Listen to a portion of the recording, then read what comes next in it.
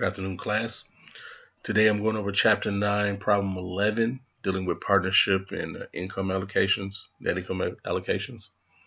And so the problem reads, a partnership begins its first year of operations with the following capital balances. Winston, 110,000, Durham, 80,000, Salem, 110,000. According to the Articles of Partnership, all profits will be assigned as follows. And so Winston will be awarded an annual salary of $20,000 with $10,000 assigned to Salem. Partners will be attributed interest equal to 10% of the capital balances as of the first day of the year.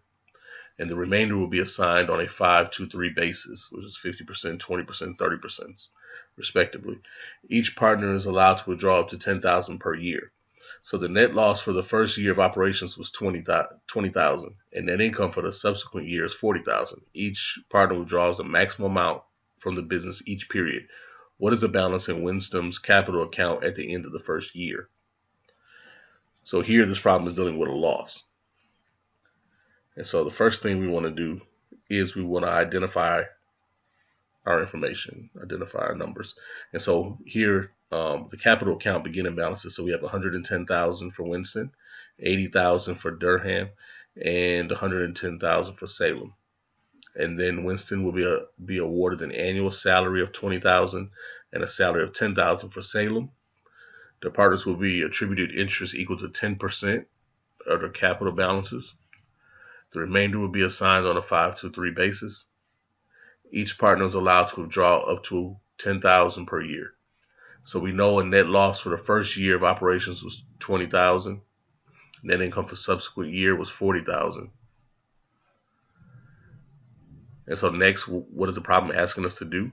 It's asking us to determine what is the balance in Winston's capital account at the end of the first year. And so in order to do that, we need to prepare allocation of net income schedule and a statement of capital. So allocation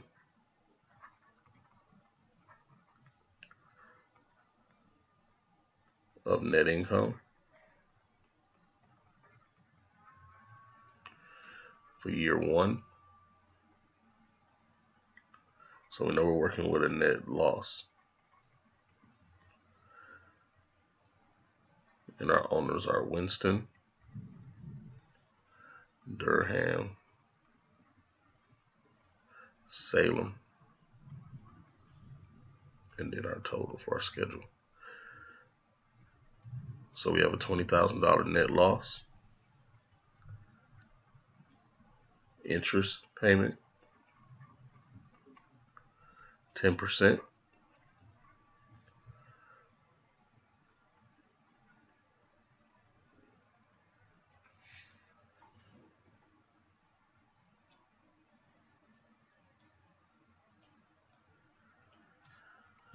so it equates to 11,000 for Winston, 8,000 for Durham, and 11,000 for Salem for a total of 30,000.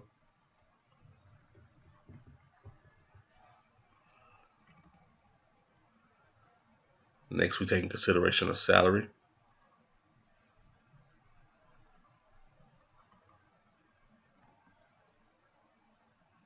There's a $20,000 salary for Winston and a $10,000 salary for Salem, which is an additional $30,000.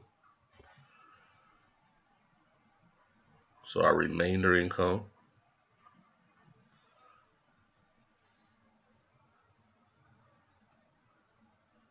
is a negative 80,000.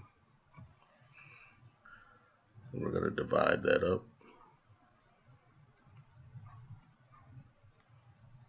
on a 5-2-3 basis, which means 40,000 for Winston, 16,000 for Durham, and 24,000 for Salem, which is going to equal 80,000.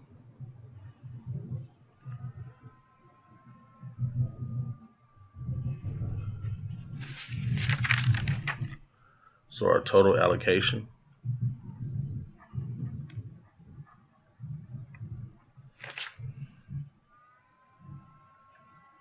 for Winston is 9,000, 8,000 for Durham, and 3,000 for Salem.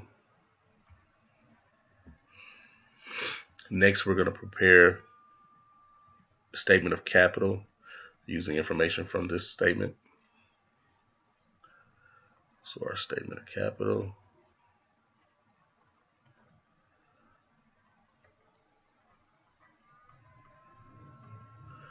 year one. We'll start with our beginning capital. For the same individuals, Winston, Durham, Salem, and our schedule has a total. So beginning capital for Winston was 110,000, 80,000 for Durham, and 110,000 for Salem, for a total of 300,000.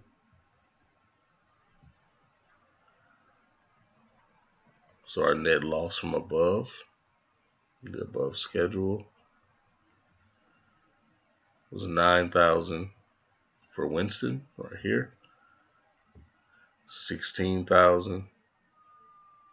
8,000 for Durham, 3,000 for Salem,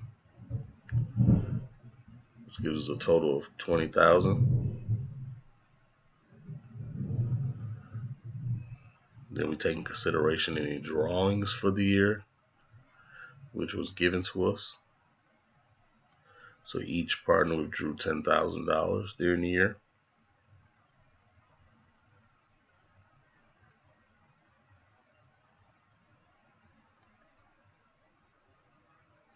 Which is a total of 30,000. And then we compute our ending capital. Ending capital balances for each person. Winston is 91,000. Durham 62,000. Salem 97,000.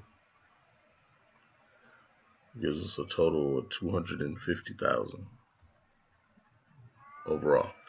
And so originally our problem was asking us to determine Winston's capital balance. So Winston's capital balance is 91,000. So your answer is here, A.